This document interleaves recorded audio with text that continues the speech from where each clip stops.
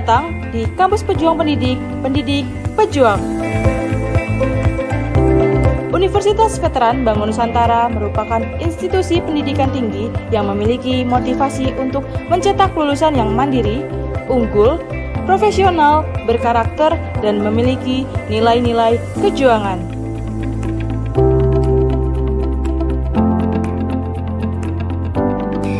Saya Rektor Universitas Veteran Bangun Nusantara, Profesor Dr. Farida Nugrahani Magister Humaniora. Misi Universitas Veteran Bangun Nusantara adalah terwujudnya universitas yang unggul, berkarakter, mandiri, dan memiliki nilai-nilai kejuangan.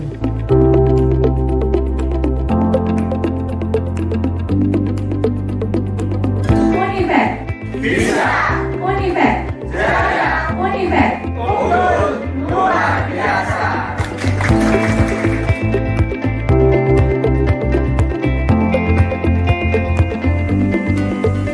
Kampus Universitas Veteran Bangun Nusantara terdiri dari 6 fakultas unggulan dan 1 program pasca sarjana. Univet Bantara memiliki peringkat ke-97 antar perguruan tinggi se-Indonesia, dilansir melalui website EduRank.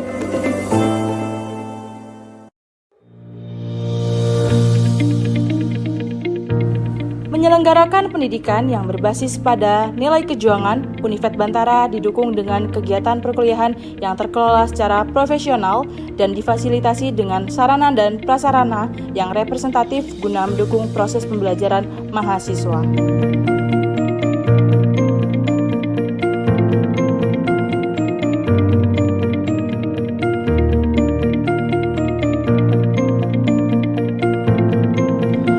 Univet Bantara secara intens melaksanakan penelitian guna menunjang pengembangan iptek dan sosial budaya sekaligus sebagai wadah untuk memberikan kompetensi serta keahlian khusus untuk mahasiswa dalam menyongsong masa depan yang penuh dengan tantangan.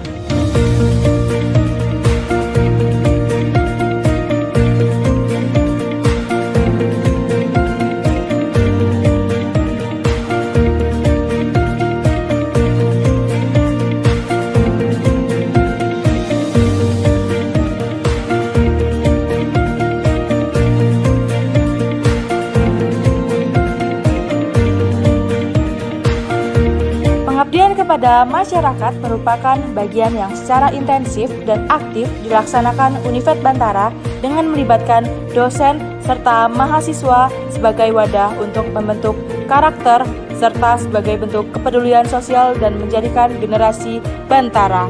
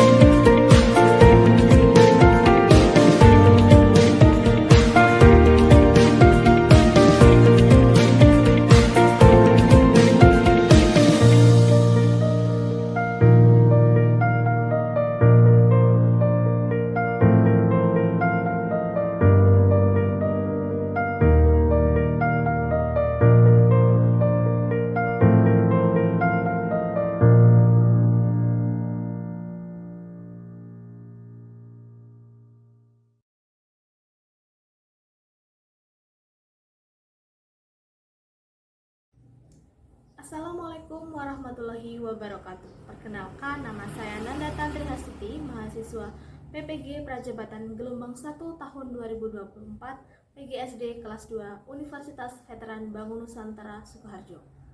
Di sini saya akan mempresentasikan tentang seminar pendidikan profesi guru tentang desain inovasi pembelajaran dan hasil refleksi pengalaman belajar dengan dosen pembimbing Ibu Dr. Mukti Widayati, Magister Pendidikan, dan dengan dosen penguji Ibu Erika Laras Astuti Tias, Magister Pendidikan, serta guru pamong Ibu Sularmi, Magister Pendidikan. Yang selanjutnya yaitu topik pembahasan seminar PBG. Ada 5 topik yang akan dibahas dalam seminar PBG. Yang pertama, identifikasi diri. Yang kedua, pembelajaran bermakna. Yang ketiga, tentang desain inovasi pembelajaran. Yang keempat, refleksi selama mengikuti program pendidikan profesi guru. Yang terakhir, yang kelima, yaitu rencana. Pembahasan yang selanjutnya yaitu tentang identifikasi. Di dalam identifikasi diri membahas tentang visi untuk pendidikan di Indonesia dan visi sebagai calon guru. Visi untuk pendidikan di Indonesia yaitu untuk menciptakan pendidikan yang berkualitas, berkarakter, kreatif, inovatif, serta menjunjung tinggi nilai kearifan lokal. Kemudian untuk visi sebagai calon guru, yang pertama mewujudkan pembelajaran yang kreatif, mengintegrasikan pembelajaran inovatif. Yang kedua yaitu menciptakan lingkungan belajar yang aman, nyaman, menyenangkan, dan sesuai dengan kebutuhan peserta didik. Identifikasi diri yang selanjutnya yaitu hal apa yang dilakukan untuk mencapai visi. Ada 5 hal yang dilakukan untuk mencapai visi sebagai calon guru. Yang pertama, mengikuti pelatihan dan pengembangan diri untuk meningkatkan keterampilan mengajar. Yang kedua, mengintegrasikan pendekatan inovatif dalam pembelajaran. Yang ketiga, mempelajari berbagai strategi atau metode pembelajaran. Yang keempat, meningkatkan teknologi atau memanfaatkan teknologi untuk memperkaya proses pembelajaran. Yang terakhir yaitu mengembangkan media atau alat bantu mengajar yang menarik. Identifikasi diri yang selanjutnya yaitu hal apa yang dilakukan untuk mencapai visi. Ada 5 hal yang dilakukan untuk mencapai visi sebagai calon guru. Yang pertama, mengikuti pelatihan dan pengembangan diri untuk meningkatkan keterampilan mengajar. Yang kedua, mengintegrasikan pendekatan inovatif dalam pembelajaran. Yang ketiga, mempelajari berbagai strategi atau metode pembelajaran. Yang keempat, meningkatkan teknologi atau memanfaatkan teknologi untuk memperkaya proses pembelajaran. Yang terakhir yaitu mengembangkan media atau alat bantu mengajar yang menarik. Kemudian untuk refleksi pengalaman belajar, saya mengambil tentang prinsip pengajaran dan asesmen 2 yang terdiri dari 3 topik. Yang topik pertama mengenai pengembangan asesmen sesuai tingkat pemahaman peserta didik serta menerapkan prinsip understanding by design. Yang kedua, merancang pembelajaran dengan menggunakan pendekatan TARL atau Teaching at the Right Level. Yang ketiga, merancang perangkat pembelajaran menggunakan pendekatan CRT atau Culturally Responsive. Kemudian, refleksi pengalaman belajar yang saya pilih dari seluruh rangkaian refleksi pengalaman pembelajaran yang saya lalui selama mengikuti PBG, terdapat satu mata kuliah yang paling bermakna, yaitu pada mata kuliah Prinsip Pengajaran dan Asesmen 2 pada topik 3 terkait dengan pendekatan Culturally Responsive Teaching atau CRT. Pendekatan Culturally Responsive Teaching atau pembelajaran responsif budaya adalah model pendidikan teoritis dan praktik yang tidak hanya bertujuan untuk meningkatkan potensi peserta didik, tetapi juga mengintegrasikan budaya peserta didik ke dalam proses pembelajaran. Selain itu, dengan menggunakan pendekatan CRT ini bertujuan untuk mendapatkan pengajaran tanpa membeda-bedakan latar belakang budaya. Kemudian, untuk artefak dari prinsip pengajaran dan asesmen 2 pada topik 3 mengenai Culturally Responsive Teaching dapat diakses dalam Google Drive yang ada di atas. Artefak itu berupa modul ajar berbasis CRT, LKPD sesuai dengan pemahaman peserta didik, kemudian pengembangan bahan ajar, serta pengembangan media pembelajaran berupa Panila atau Papan Nilai Pancasila yang diintegrasikan dalam budaya lingkungan setempat di SD Ngenengsari 03 Kecamatan Polok. Kemudian ini adalah video pembelajaran mengenai penerapan Culturally Responsive Teaching atau CRT di dalam proses pembelajaran di kelas 5 pada mata pelajaran Pendidikan Pancasila, elemen Pancasila dalam kehidupanku.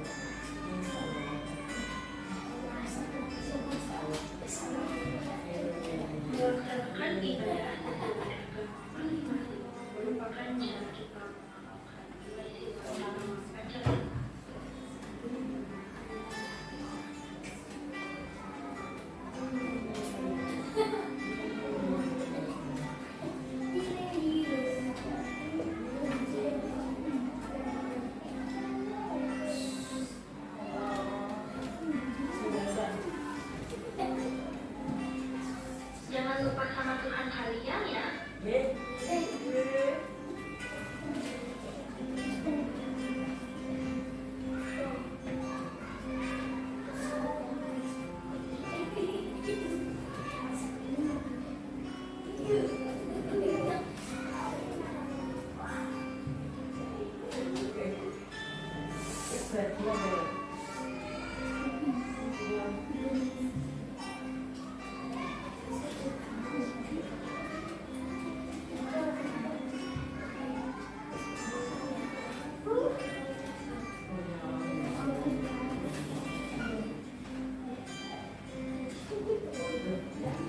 Menolong orang yang sedang membutuhkan itu, termasuk pengembangan nilai Pancasila sila kedua loh.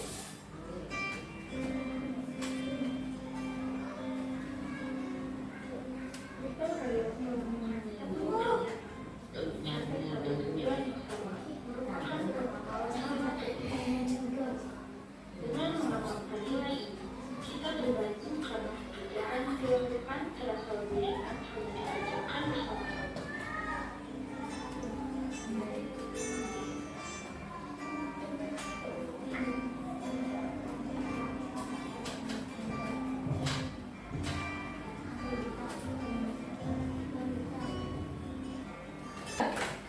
Yaitu dengan mengenal keberagaman. Jadi kita tidak boleh membeda-bedakan antara suku, budaya. Itu kita satu Indonesia itu tidak boleh membeda-bedakan antara suku Jawa, suku Bali. Siapa yang mau maju ke depan? Boleh. Yo, Mas Ardian, maju ke depan. Silakan pilih salah satu.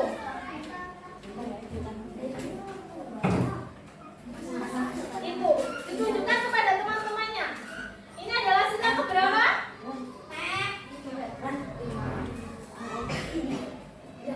Sila bentar dulu. Ketiga. Ketiga silakan ditempelkan di sini. Sila ketiga apa?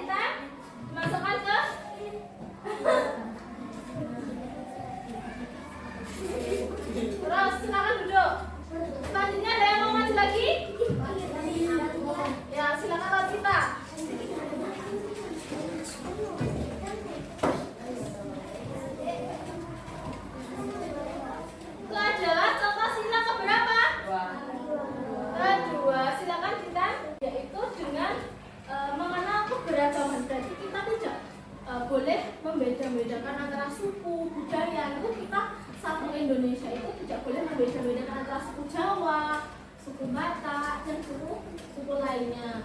Menyanyikan lagu daerah terlebih dahulu. Silakan berdiri.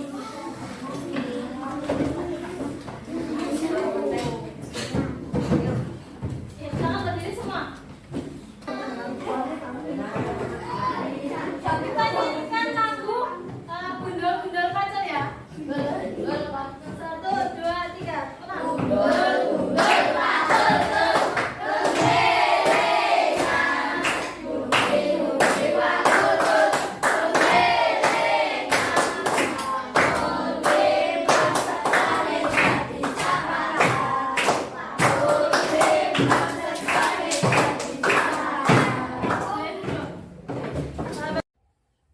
Kemudian untuk pembahasan yang selanjutnya yaitu tentang desain inovasi pembelajaran.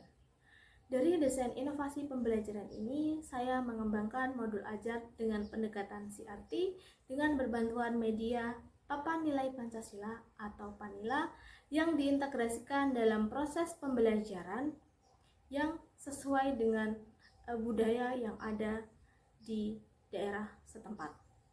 Kemudian juga mengembangkan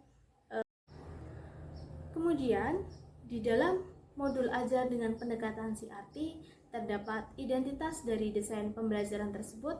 Yang pertama, nama mata pelajaran, saya mengambil pendidikan Pancasila pada fase C, kelas 5, dengan elemen Pancasila dalam kehidupan. Dengan capaian pembelajaran, peserta didik mampu memahami dan menyajikan hubungan antar sila dalam Pancasila sebagai suatu kesatuan yang utuh. Peserta didik mampu mengidentifikasi dan menyajikan makna dari nilai-nilai Pancasila sebagai pandangan hidup berbangsa, bernegara, dan peserta didik mampu menerapkan nilai-nilai Pancasila dalam kehidupan sehari-hari. Kemudian, saya mengembangkan alur tujuan pembelajaran. Yang pertama, peserta didik dapat mengelompokkan contoh sikap yang sesuai dengan nilai-nilai Pancasila yang ada di dalam kehidupan sehari-hari dengan benar. Yang kedua, peserta didik dapat membuat papan nilai Pancasila yang sesuai dengan nilai-nilai Pancasila sebagai suatu kesatuan dalam bentuk keimanan ketakwaan kepada Tuhan Yang Maha Esa dengan benar. Kemudian, di dalam modul ajar ini saya mengambil metode pembelajaran yaitu tentang Problem Based Learning atau PBL dengan pendekatan Culturally Responsive Teaching. Di dalam kegiatan pembelajaran, yang pertama terdapat kegiatan pendahuluan yang berlangsung selama 10 menit, kemudian kegiatan inti berlangsung selama 50 menit dan kegiatan penutup yang berlangsung selama. Kemudian, hasil dari desain pembelajaran yang saya kembangkan yaitu berupa modul ajar pendidikan Pancasila pada kelas 5, yaitu saya mengembangkan pendekatan Culturally Responsive Teaching, yang mana pendekatan ini adalah mengintegrasikan budaya yang ada di daerah setempat. Kemudian, untuk hasil desain pembelajaran yang terdapat di dalam proses pembelajaran menggunakan pendekatan CRT bisa dilihat di dalam gambar ini. Pada kegiatan inti pada tahap kedua, mengorganisasikan peserta didik untuk belajar, yaitu dengan melihat video pembelajaran mengenai penerapan nilai-nilai Pancasila yang ada di dalam budaya setempat. Kemudian, untuk CRT yang selanjutnya, yaitu di dalam kegiatan penutup, semua peserta didik menyanyikan lagu daerah yang ada di daerah setempat. Kemudian, untuk desain pembelajaran yang LKPD itu bisa diakses melalui link yang ada di atas ini, serta untuk asesmen diagnostik digunakan untuk mengetahui kebutuhan peserta didik kebutuhan sesuai dengan minat dan gaya belajar peserta didik. Kemudian untuk pembahasan yang keempat yaitu tentang refleksi pengalaman belajar selama mengikuti program pendidikan profesi guru.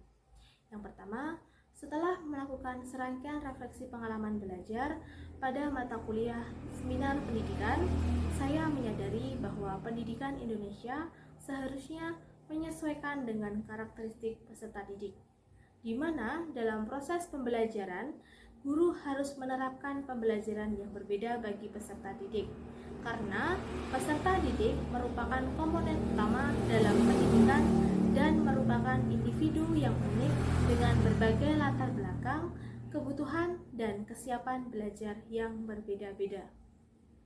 Guru harus memperhatikan keragaman yang ada, dengan mengenali setiap karakteristik peserta didik, sehingga dapat merancang dan melaksanakan pembelajaran yang berpusat pada peserta didik.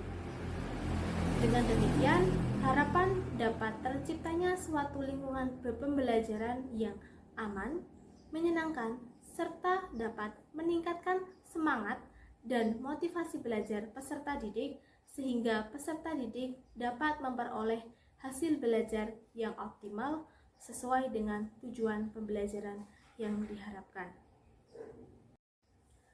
Kemudian, saya menyadari bahwa untuk menjadi guru profesional, saya harus yang pertama memiliki kompetensi pedagogik atau kemampuan seorang guru dalam memahami peserta didik, perancangan dan pelaksanaan pembelajaran, pengembangan peserta didik, dan evaluasi hasil belajar peserta didik untuk mengaktualisasi potensi yang mereka miliki. Yang kedua, memiliki kompetensi kepribadian. Yang ketiga, memiliki kompetensi sosial. Yang ketiga, memiliki kompetensi profesional. Semua kompetensi tersebut bisa saya capai dengan cara mengupgrade pengetahuan saya, memiliki etika yang baik, mampu menciptakan dan menguasai berbagai model serta metode dan pendekatan yang akan saya gunakan dalam pembelajaran dengan menggunakan teknologi digital maupun media pembelajaran, serta memiliki kemampuan keterampilan manajemen kelas, serta dapat berkomunikasi dan bekerja sama dengan orang tua, rekan kerja, maupun peserta didik, serta memiliki komitmen menjadi pelajar yang sepanjang hayat. Kemudian untuk pembahasan yang terakhir yaitu mengenai rencana tindak lanjut. Rencana tindak lanjut yang akan saya lakukan, yang pertama, saya akan mengikuti pelatihan guru untuk mengembangkan kemampuan dan keterampilan. Yang kedua, melakukan pembelajaran yang bervariasi, menarik, dan relevan untuk setiap peserta didik. Serta saya akan mempertimbangkan gaya belajar peserta didik yang beragam sesuai dengan kebutuhan individu untuk menciptakan pengalaman belajar yang menarik dan bermakna. Yang ketiga, mengembangkan kemampuan pedagogik dengan menggunakan strategi atau model serta media pembelajaran. Kemudian, ini adalah bukti dari luaran seminar pendidikan, yaitu mengenai buku dalam proses pengajuan ISBN. Serta ini adalah bukti luaran dari PPL, yaitu submit artikel jurnal. Sekian presentasi yang dapat saya sampaikan. Semoga presentasi yang saya sampaikan dapat bermanfaat. Kurang lebihnya mohon maaf. Assalamualaikum warahmatullahi wabarakatuh. Terima kasih.